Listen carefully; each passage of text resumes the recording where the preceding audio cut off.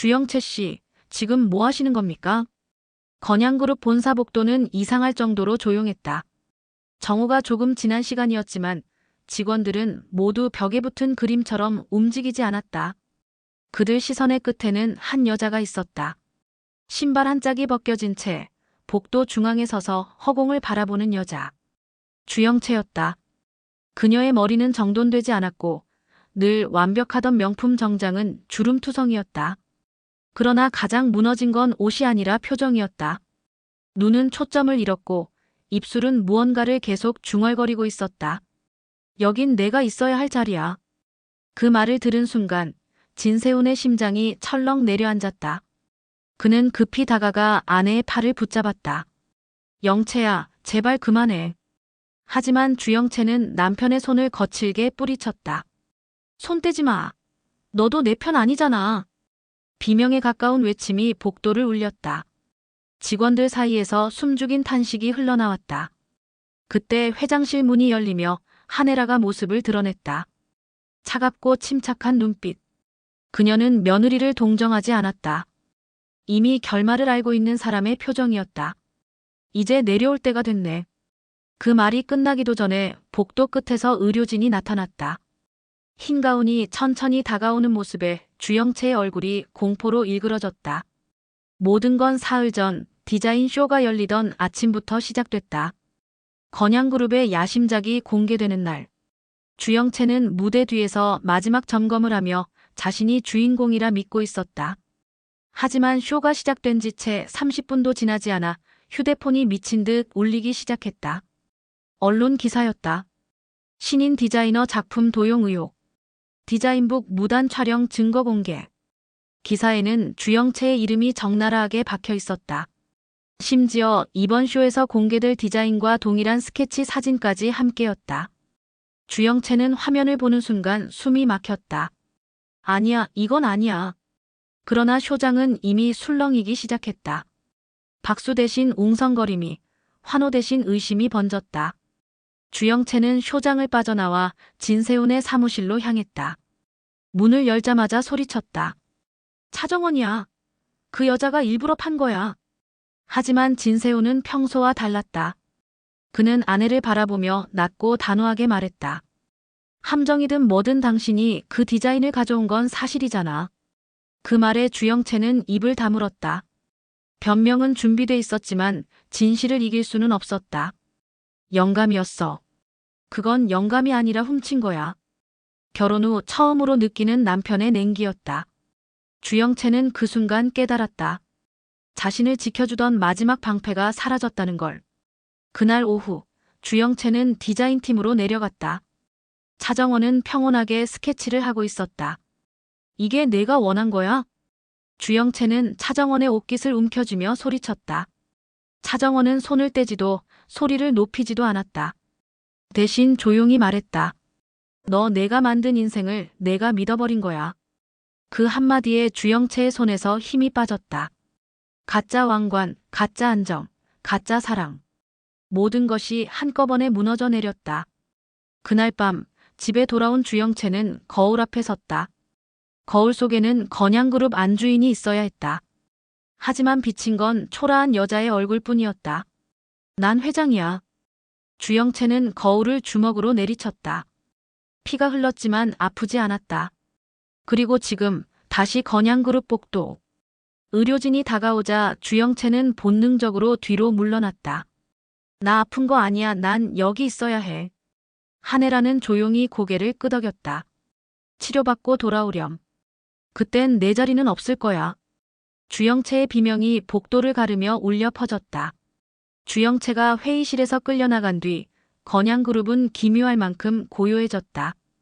아무도 그 이름을 입에 올리지 않았다. 마치 존재 자체가 지워진 사람처럼. 하지만 사람들은 알고 있었다. 침묵은 동정이 아니라 정리의 신호라는 걸. 진세훈은 그날 밤 늦게까지 사무실에 남아 있었다. 불이 꺼진 건양그룹 본사에서 유일하게 켜진 방. 그 안에서 세훈은 책상 위에 놓인 종이 한 장을 내려다보고 있었다. 친자 불일치 결과지. 이미 수십 번도 넘게 봤지만 볼 때마다 심장이 다른 방식으로 무너졌다. 아내는 병원에 있었다. 회장은 아니었고 아들도 아니었다. 그 사실이 겹치자 세우는 묘한 감정에 사로잡혔다. 슬픔도 분노도 아닌 텅 빈 감각.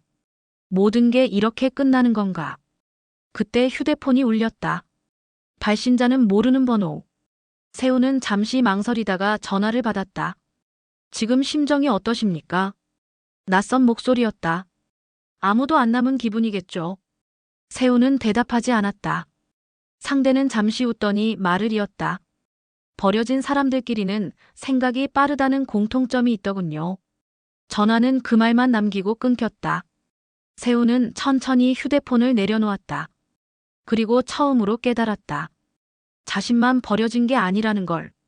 다음 날 한혜라는 다시 이사회 의장실에 앉아 있었다. 그녀의 앞에는 공난숙이 있었다. 두 사람 사이에는 차 한 잔과 수십 년 분량의 경쟁이 놓여 있었다. 주영채는 치료에 들어갔어. 한혜라가 먼저 입을 열었다. 언론에는 휴식으로 정리했고 공난숙은 고개를 끄덕였다. 그 아이는 원래 무리였어. 자리를 감당할 그릇이 아니었지. 말은 냉정했지만 눈빛엔 아주 잠깐 흔들림이 스쳤다. 한혜라는 그 흔들림을 놓치지 않았다. 그래도 내 딸이야. 알아. 공난숙은 짧게 웃었다. 그래서 더 확실히 잘라야 해. 잠시 침묵이 흘렀다. 그리고 공난숙이 본론으로 들어갔다. 문제는 세훈이야. 그 애 그냥 두면 안 돼. 한혜라의 표정이 굳어졌다. 이미 자격은 끝났어. 자격이 문제가 아니야. 공난숙의 목소리가 낮아졌다. 그 애는 지금 아무것도 잃을 게 없는 상태야. 그 말에 한혜라는 등을 곧게 세웠다. 아무것도 잃을 게 없는 사람은 언제나 가장 위험했다. 같은 시각, 주하늘은 차정원의 회장실에 있었다. 아직 회장이라는 호칭이 어색한 공간. 정원은 창가에 서서 본사 아래를 내려다보고 있었다. 생각보다 조용하죠? 주하늘의 말에 정원이 고개를 끄덕였다. 폭풍전은 항상 이래. 정원은 잠시 말을 멈췄다가 덧붙였다. 조용하다고 끝난 건 아니야. 주하늘은 고개를 끄덕였다. 그는 이미 움직이고 있었다. 진세미와의 만남, 진태석의 반응, 그리고 세훈의 침묵. 세훈이 그냥 물러나지 않을 거예요. 주하늘의 말은 예측이 아니라 판단이었다. 정원은 잠시 눈을 감았다. 그래서 더 조심해야 해. 그날 저녁 진태석은 명예회장실에 홀로 앉아 있었다. 위스키 잔이 비어 있었지만 채울 생각은 없어 보였다. 그는 창밖을 바라보며 오래전 기억을 떠올렸다. 피는 배신하지 않는다. 그가 평생 믿어온 말이었다.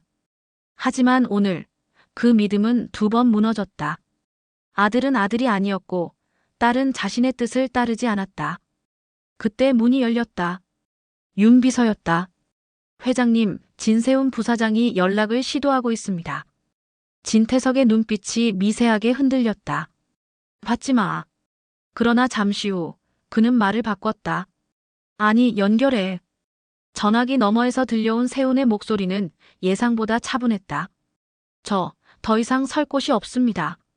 진태석은 대답하지 않았다. 세훈은 잠시 숨을 고르고 말했다. 회장님도 그렇지 않으십니까? 그 한마디에 진태석은 웃음을 터뜨렸다. 그래. 버려진 것들은 서로 냄새를 알아보지. 두 사람의 침묵이 겹쳤다. 그리고 그 침묵은 합이었다. 며칠 뒤 건양그룹 내부에는 미묘한 소문이 돌기 시작했다. 차정원의 개혁안, 주하늘의 영향력, 그리고 보이지 않는 곳에서 움직이는 세훈의 그림자. 세훈은 더 이상 앞에 서지 않았다. 대신 사람들을 만났다. 이미 밀려난 임원들, 불만을 품은 협력사, 자리를 잃은 사람들. 우린 이미 끝났다고 생각하죠. 세훈은 그들에게 말했다. 그런데 끝난 사람은 잃을 게 없습니다. 사람들의 눈빛이 바뀌었다. 동조는 언제나 논리가 아니라 절망에서 시작됐다. 한편 병원에 있는 주영채는 약물 치료에 들어갔다. 하얀 병실, 하얀 천장, 하얀 침대. 그 안에서 그녀는 점점 말을 잃어갔다. 하지만 생각은 멈추지 않았다. 차정원의 얼굴, 한혜라의 눈빛, 회의실에서 들리던 박수 소리. 그 모든 장면이 머릿속에서 반복 재생됐다. 다 빼앗겼어. 그 생각은 곧 다른 결론으로 바뀌었다. 아니, 빼앗긴 게 아니라 도둑 맞았어. 주영채의 눈동자가 천천히 또렷해졌다. 간호사가 부르자 그녀는 고개를 들었다. 그리고 처음으로 차분하게 말했다. 전화 한 통만 할 수 있을까요? 그날 밤 주하늘의 휴대폰에 메시지가 하나 도착했다. 끝난 줄 알았죠? 발신 번호는 없었다. 주하늘은 화면을 바라보다가 천천히 숨을 들이켰다.